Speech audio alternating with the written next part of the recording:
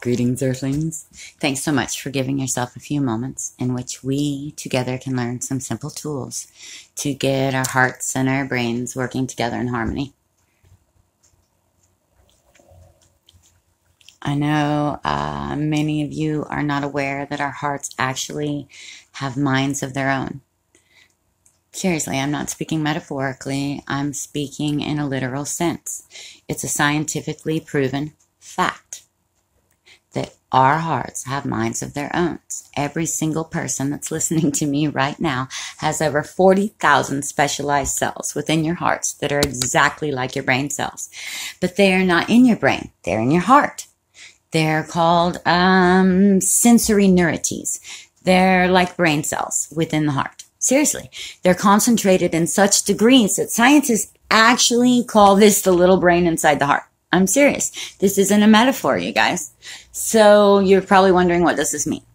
These neurites in our heart, the little brains in the heart, they can learn independently from the neurons in our brain. They can think independently from the neurons in our brains. They can remember independently from the neurons in our brains. Remind me to tell you a story about that later.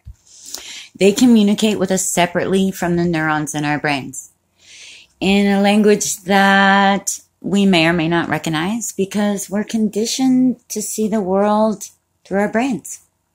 And if we're lucky, at some point in our adult lives, we may get to connect with our hearts. So, what we have now is access to these sensory neurites, and we can work with the brain independently from our heart. And I think most of us know how to do that very, very well. But we can also work with our heart independently of our brain. Scientists will tell us it's all about the brain. It's all about the brain. Forget about the heart. I say, forget about the brain. It's all about the heart. The left brain after age 7 is a trap. Reality is, the way science views us is incomplete. Seriously, what we need to do is marry our heart to our brain. When we marry the heart and the brain together, when we harmonize the brain, this is the extended neural network that makes us different from all other forms of life. This is where our deepest empathy, where our truest source of magic and compassion and intuition comes from. There's something very, very special about this, you guys. Seriously, when you're able to harmonize the little brain in the heart with the big brain in the head, we come in alignment with heart-brain harmony, which has so many benefits that are all intrinsically different from one another. But for example, we can process information very quickly. I mean, really, really fast information recall. And here's the reason why. When we access information with our hearts, which houses our intuition, we don't have to go through the logic and the fear and all of the self-esteem and the doubt that we have in our brain with our ego and our mental functions. Our heart simply does not work that way. Affirmations are very, very powerful tools that we can implement change in our lives at any time, but they are especially potent. Here is the key. They're especially potent if we are communicating with our subconscious in a language that the subconscious recognizes through channels that the subconscious recognizes. When we harmonize our heart and our brains, what we're doing is opening a hotline to the subconscious. That's where we introduce our affirmations and our perfect relationships of our healing. This is where the healing in our body begins.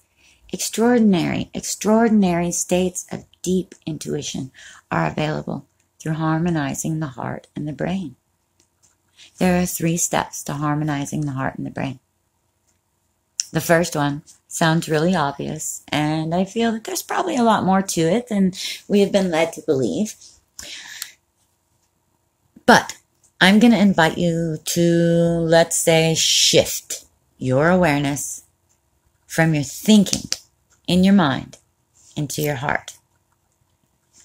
We're so conditioned to being in our minds that oftentimes when we're asked to do this, to shift from our brain to our heart, we say we're in our hearts. But truth be known, we are still very, very, very trapped in our thinking minds. Think about it. So what I'm going to do is invite you to do something I've learned from the many different teachers that I've had and the books that I've read, but more importantly and honestly, from listening to the voices in my head. I've learned to gently touch my heart in a way that's comfortable to me. You can do it with an open palm. You can do it with a finger. You can take the Buddhist prayer stance. There is no right or wrong way to do it. Just find a way that feels comfortable to you. Touch your heart.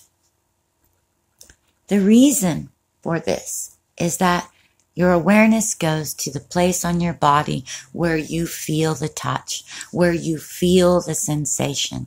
So in whatever way is comfortable for you right now, touch your heart center. Please do so, as it will draw your awareness to your heart and make certain that you have shifted from your mind to your heart. This is step one. I'm doing it right along with you guys, right here, right now. I'm drawing my awareness from my mind to my heart, and I'm touching my heart. And my awareness is going there. Just allow your awareness to go with you and to feel that place, to feel that touch. Just feel it. Step number 2 is I'm going to invite you to slow your breathing.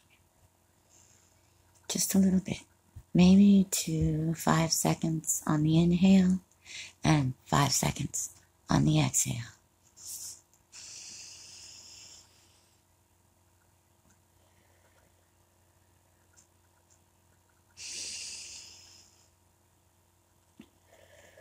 Here's why this is important. This sends a very powerful signal. The first signal was shifting your mind to your heart. And this part, it says that I am turning my attention, my power, my magic inward. That's powerful shit right there. Now slow your breathing and agree with yourself that the only time that you will breathe this way is when you're in a place that you feel safe. So you're telling your body right now that I'm in a place that is safe. And that frees your body to let go of the stresses, of the hormones, and of the feelings of stress. And when that happens, it awakens the healing chemistry. But your body can only do one or the other. So now that we are letting go of these stress hormones, we are now giving our bodies permission to awaken the healing chemistry that lies within. Our powerful immune responses, anti-aging, hormones, toxicity, all of these bullshit things have to go.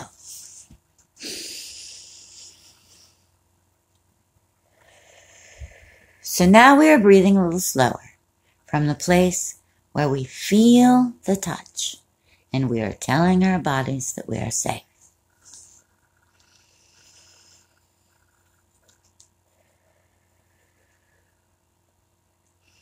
The third step, this is key. This is very powerful and potent feeling. I'm going to invite you now to create a feeling in your heart where you feel the touch, where you are slowing your breathing to the best of your ability. If you can feel 1 or a combination of the following 4 feelings: care for anything or anyone, appreciation for anything or anyone, gratitude, compassion, care, appreciation, gratitude, compassion. Researchers have found with these 4 key words will trigger the experience between our heart and our brain that creates coherence. 0.1 hertz. To the best of your ability, feel those feelings.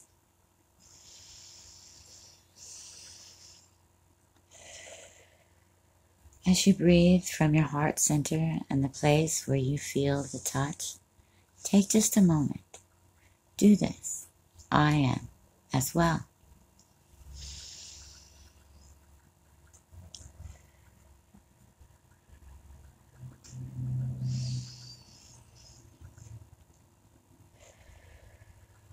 All right, now take one more deep breath, please. And as you release that breath, I want you to know that this act is very ancient and primal, and it is the key to the deepest truth of who you are as an individual and who you are in this world.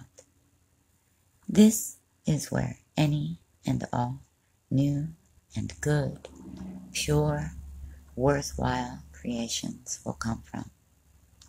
This is the new paradigm. This is the paradigm of the heart space. This is the process that gives me resilience in a changing world and allows me to embrace the change that is needed in this world in a really healthy way. And even if you're not into all of these silly things like world peace and community, there are over 13,000 biochemical reactions triggered, from things like anti-aging to hormones to immune responses, cardiovascular health, from this simple, primal, ancient act of self-love and self-care. So again, I'm going to invite you to shift your awareness from your brain to your heart. This process will not stop once this exercise does. Science has proven that it lasts for 6 hours. And all you had to do was breathe and think positive thoughts. Nature and science married together is truly